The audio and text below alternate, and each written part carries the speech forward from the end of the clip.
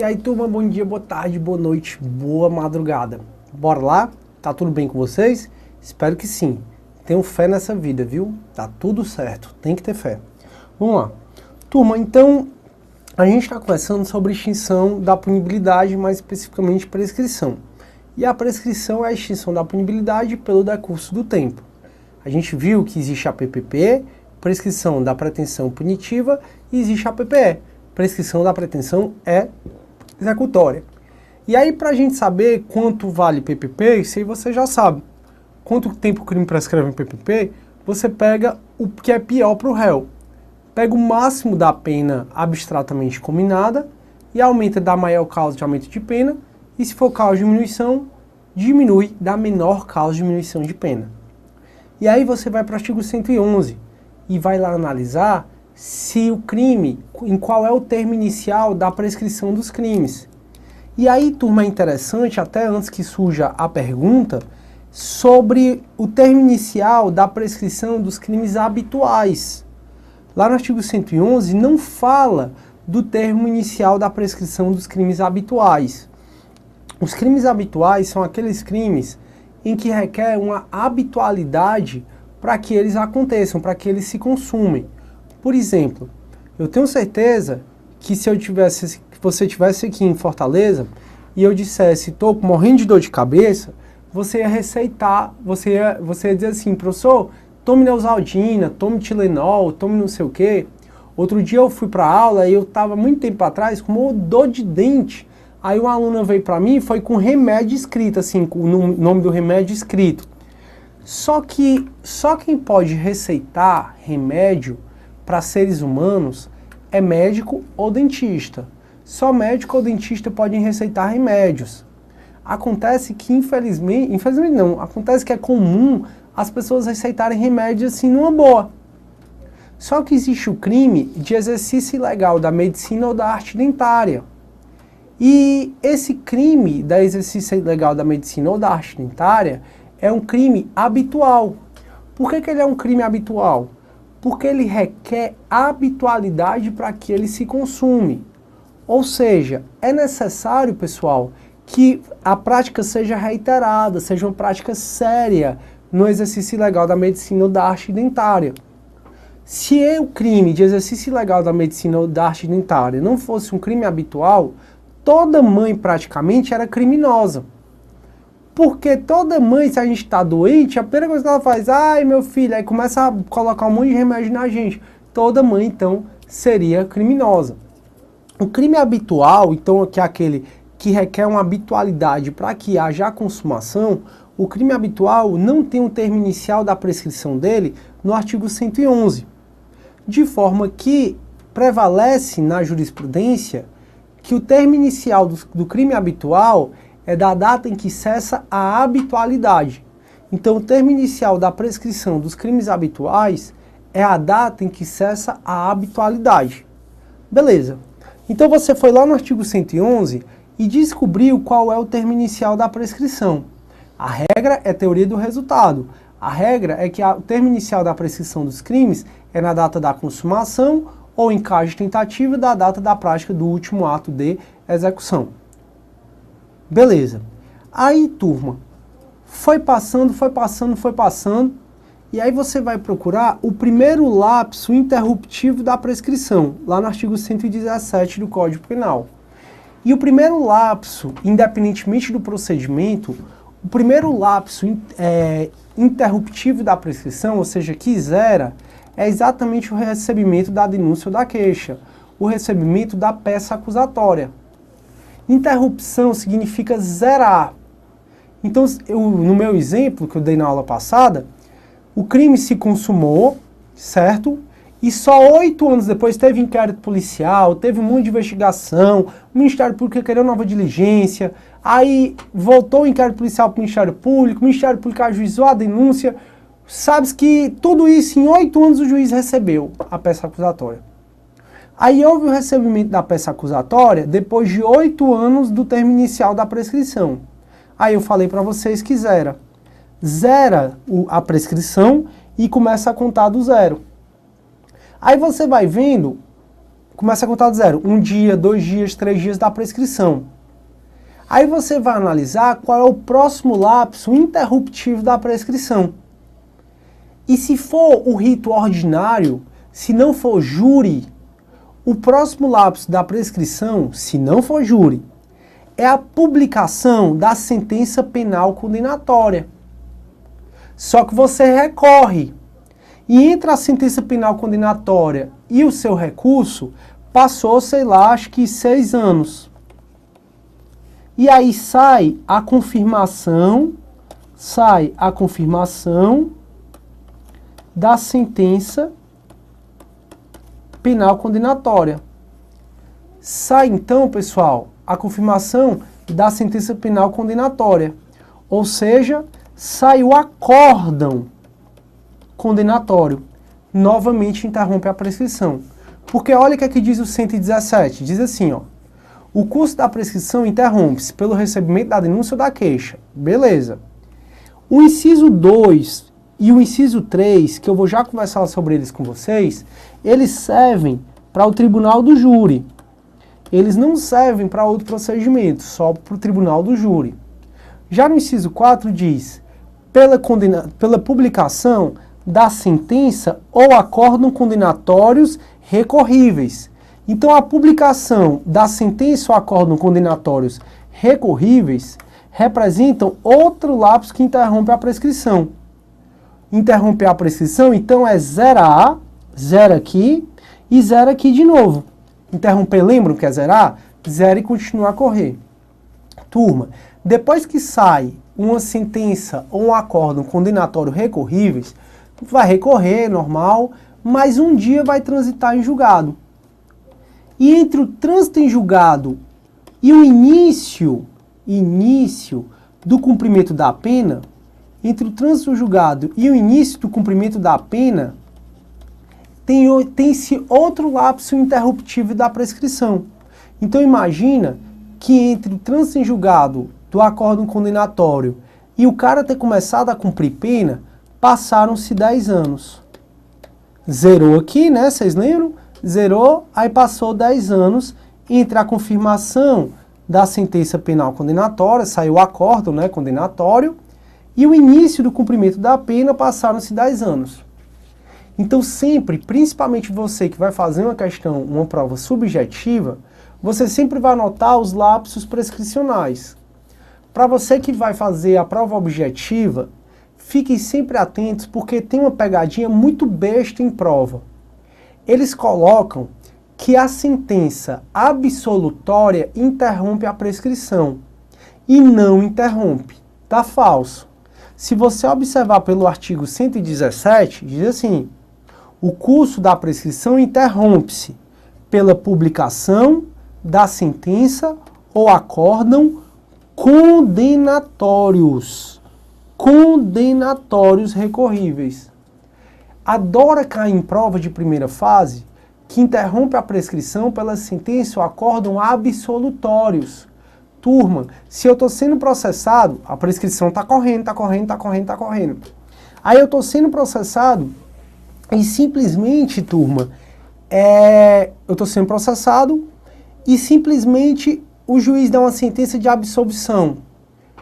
Mesmo o juiz dando uma sentença de absolvição, a prescrição continua correndo. Porque a prescrição só vai ser interrompida, só vai zerar, se for uma sentença condenatória recorrível. Professor, e como é que você sabe que interromper a prescrição zera? Olha o que aqui diz o parágrafo 2º do 117. Vai dizer assim, ó. Interrompida a prescrição, salvo a hipótese do inciso 5 deste artigo, vou falar disso, todo prazo começa a correr novamente do dia da interrupção. Começa a correr novamente todo o prazo. Isso significa que zerou a prescrição, começa a correr, houve a interrupção da prescrição, zera, começa a correr novamente. Tudo bem até aí? Espero que sim. E professor, então, para que eu fiz isso tudo? Lembre que eu estou explicando para vocês, por enquanto, PPP, prescrição da pretensão punitiva.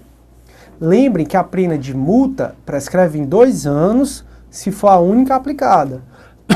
Mas tanto pena restritiva de direito, como pena privativa de liberdade, como pena de multa aplicada junto com pena privativa de liberdade, como ato infracional, elas prescrevem junto com a pena privativa de liberdade.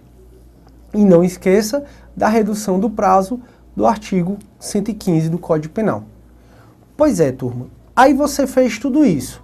Sobre qual é o termo inicial da prescrição, colocou quanto tempo passou entre o termo inicial da prescrição e o primeiro lapso interruptivo da prescrição, que é o recebimento da denúncia ou da queixa.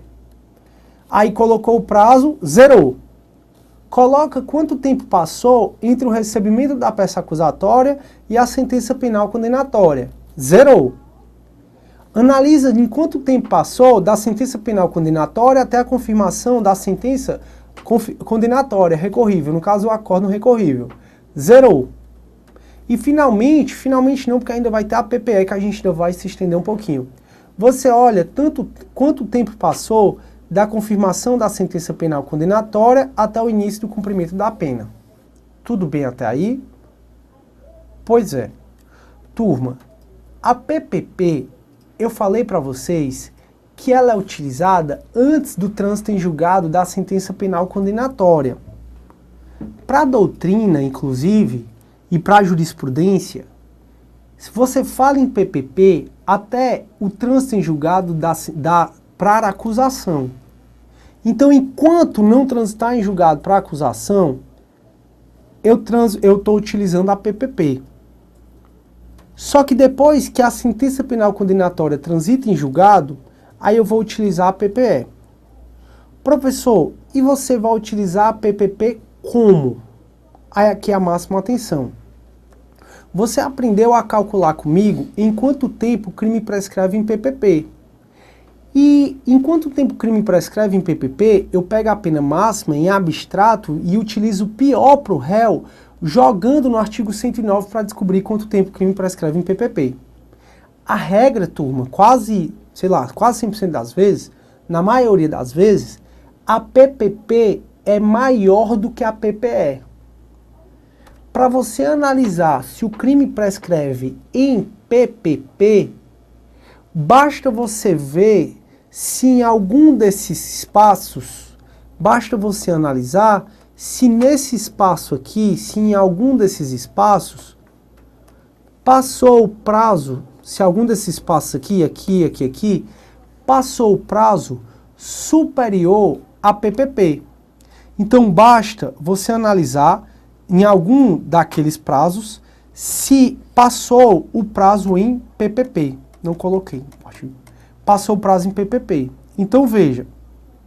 Então aqui eu vou analisar o furto, por exemplo. O furto, pessoal, a PPP do furto é de 4 anos. Vocês viram, no furto simples. Perdoe, de 8 anos. Entre o termo inicial da prescrição e o recebimento da peça acusatória, não houve PPP, porque passou 8 anos, pau a pau. Agora, entre o recebimento da denúncia e a sentença penal condenatória, passaram-se 12 anos. Passou 12 anos, mas o furto prescreve em 8. Então significa que houve a prescrição, houve a PPP do furto. Por quê? Porque entre um lapso interruptivo da prescrição e outro, passou o prazo maior do que a PPP. Porque o furto prescreve em 8 anos. Então veja, para você analisar, para você saber se o crime prescreveu ou não, você faz esse desenhozinho que eu coloquei, colocando quanto tempo passou entre o termo inicial e o primeiro lapso interruptivo da prescrição. Depois você coloca entre o primeiro lapso interruptivo da prescrição e o segundo, quanto tempo passou. Depois entre o segundo e o terceiro lapso da prescrição e assim vai. Aí você vai analisar se prescreveu em PPP. Para saber se prescreveu em PPP, você vai analisar se entre os lapsos interruptivos, entre aqui e aqui, entre aqui, pessoal, e aqui, entre aqui e aqui, passou o prazo de PPP. Então vamos supor que a PPP não tenha passado, no último dia para prescrever, no último dia para prescrever, o juiz recebeu a denúncia.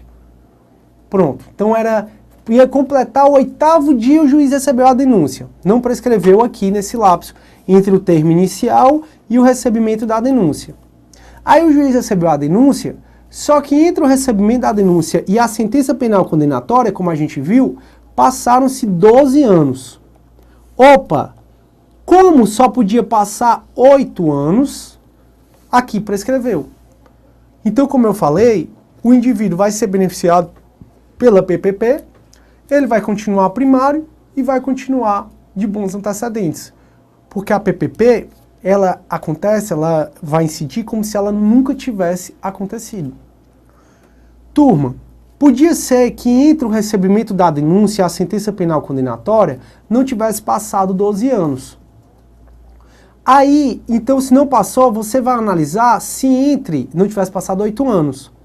Aí, se não tivesse passado 8 anos, aqui onde eu grifei de amarelo, você ia ver se passou 8 anos entre a sentença penal condenatória e a confirmação da sentença condenatória. Também não passou 8 anos. Aí não teria prescrito em PPP. Tudo bem? Tudo bem não, professor. Isso aí é muito difícil. Turma, isso não é difícil. Faça passo a passo, relembre passo a passo o que a gente fez. O que é que a gente fez? A gente foi lá no artigo 109, descobriu quanto tempo o crime prescreve em PPP. Para saber quanto tempo o crime prescreve em PPP, eu preciso pegar a pena máxima abstrata combinada ao delito. Jogo no artigo 109 e sei em quanto tempo o crime prescreveu. Aí eu vou no 111 e vejo o termo inicial da prescrição. Depois disso, eu analiso se o curso prescreveu, se está correndo mesmo, ou se houve causa impeditiva, interruptiva ou suspensiva da prescrição. Se não houve causa nem suspensiva e nem impeditiva da prescrição, eu olho as causas que interrompem a prescrição. E se não for júri, a primeira causa que interrompe a prescrição está aqui no artigo 117, é o recebimento da denúncia. Então você coloca no papel quanto tempo demorou a passar entre o termo inicial da prescrição e o recebimento da denúncia. No meu exemplo, demorou 8 anos. Aí você zera quando ocorre a primeira causa interruptiva da prescrição. Zerei. E aí você olha quanto tempo passou entre o recebimento da peça acusatória e a segunda causa interruptiva da prescrição, se não for júri, que é a sentença penal condenatória. Aí você coloca, passou no meu exemplo 12 anos e zerei de novo. Aí agora você vai ver quanto tempo passou entre a sentença penal condenatória e a publicação do acórdão condenatório recorrível. No meu exemplo passou 6 anos. E depois você analisa quanto tempo passou entre a confirmação da sentença penal condenatória, o caso o acórdão condenatório, e o início do cumprimento da pena. Se entre esses dois prazos passou 10 anos, aí você coloca os 10 anos. Perfeito. Aí agora a gente vai analisar se prescreveu em PPP. Para saber se prescreveu em PPP, basta você ver se entre esses lapsos passou 8 anos.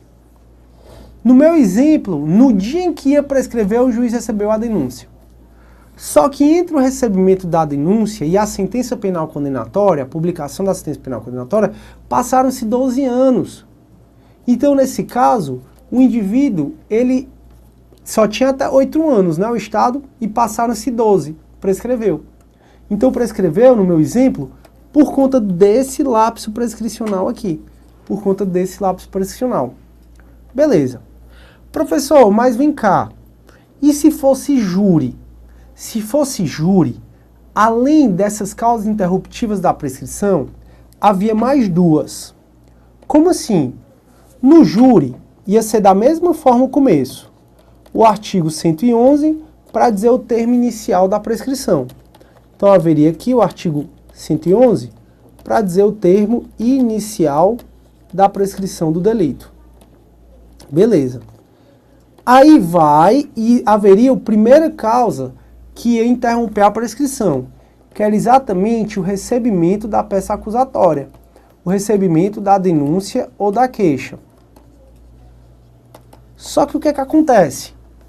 Depois, no slide passado, eu tinha dito assim, turma, a próxima causa interruptiva da prescrição é a publicação da sentença penal condenatória, recorrível. E aí eu disse, depois, turma, é a publicação do acórdão condenatório recorrível, caso o indivíduo tenha apelado. Depois, a gente tinha colocado, é o início do cumprimento da pena.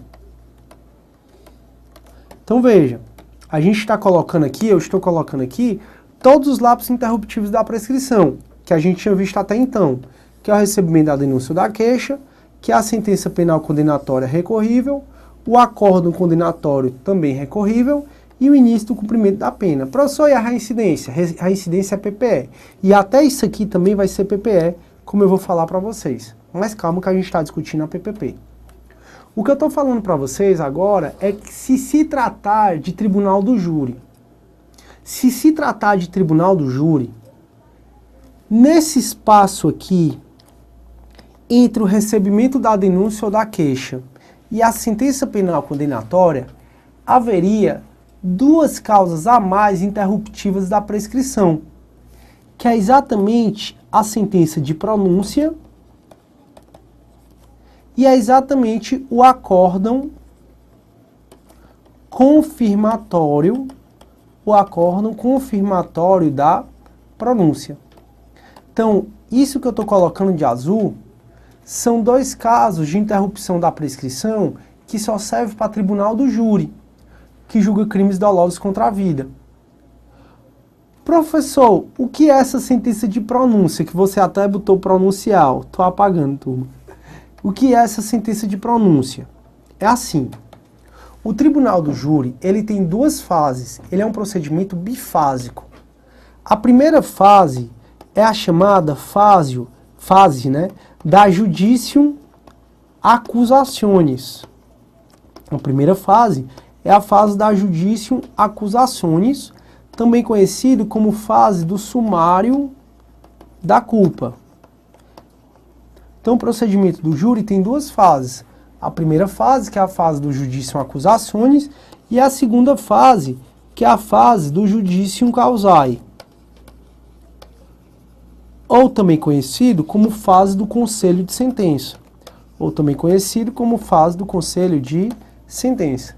Então, fase do Judicium Accusationis e fase do Judicium Causae. Pois é. Nessa primeira fase, quando a gente pensa em júri, a primeira coisa que principalmente o leigo pensa é logo naqueles jurados, né? Os jurados sentados, 7 jurados, aquele teatro, né? Que todo mundo diz que o júri é teatro. Pois é. Quando você pensa exatamente nessa parte, você está falando da segunda fase. Só que antes dessa segunda fase, antes de haver o julgamento lá do goleiro Bruno, do Bola, dos Nardoni, do Bola, que foi até filmado, né, do goleiro Bruno, que foi até filmado, até os ânimos exaltados, aquilo tudo é a segunda fase. Só que antes de haver a segunda fase, existe uma primeira fase, que aqui não tem jurado nenhum. Aqui nessa primeira fase, é só com o juiz mesmo da vara do júri. Ministério Público, defesa, juiz da vara do júri. Vão ouvir 8 testemunhas aqui, porque na primeira fase são 8 testemunhas e na segunda fase são 5. Vão ouvir 8 testemunhas aqui. E o que é que o juiz ele está procurando? Por que que tem nessa primeira fase?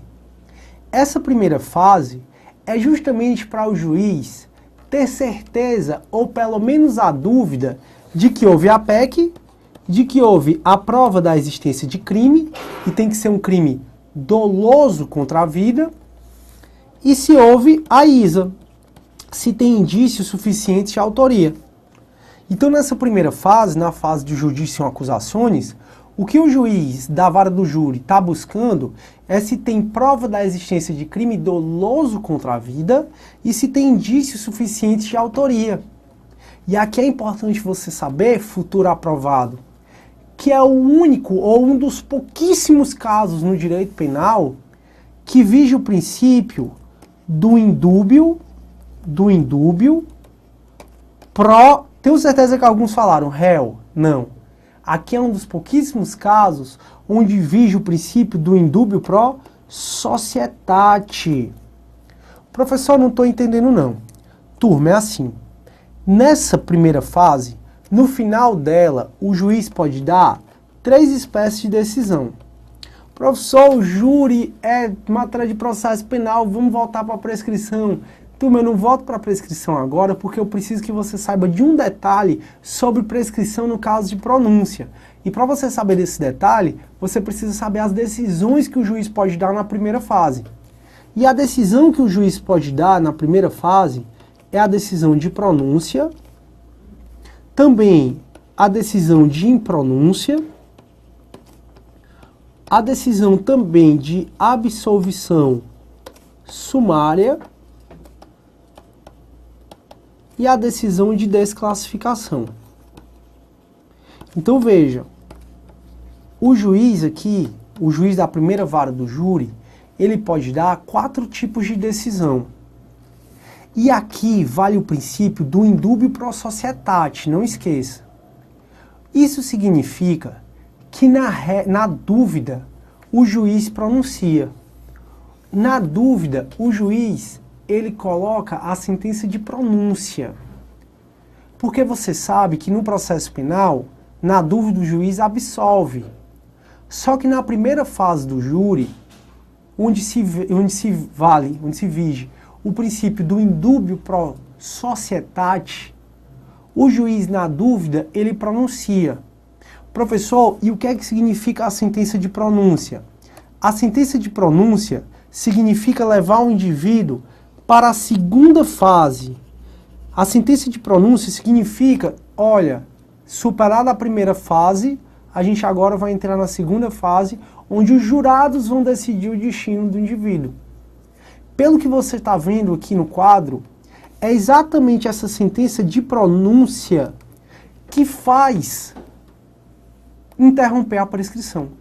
É exatamente essa sentença de pronúncia que faz interromper a prescrição. De forma que nenhuma outra decisão, nenhuma dessas 3, teria o condão de interromper a prescrição do delito. E professor, quando é que o juiz daria a sentença de pronúncia? O juiz dá a sentença de pronúncia quando ele tem dúvida ou certeza que tem prova da existência de crime, mas é um crime doloso contra a vida, e ele tem dúvida ou certeza que tem indícios suficientes de autoria. Então, na dúvida ou na certeza que tem prova da existência de crime doloso contra a vida, que são aqueles 4 que eu já falei, homicídio, aborto, infanticídio, instigação, induzimento, auxílio ao suicídio, na dúvida ou na certeza que tem prova da existência de crime doloso contra a vida e indícios suficientes de autoria, o juiz ele vai pronunciar. Se ele tiver certeza que não tem PEC ou não tem ISA, se ele tiver certeza que não tem prova da existência de crime ou não tem indícios suficientes de autoria, aí o juiz vai pronunciar. Meu tempo acabou, eu vou ficar por aqui, mas eu tenho uma dica massa na próxima aula sobre isso aqui. Tchau, pessoal, tudo de bom, fiquem com Deus.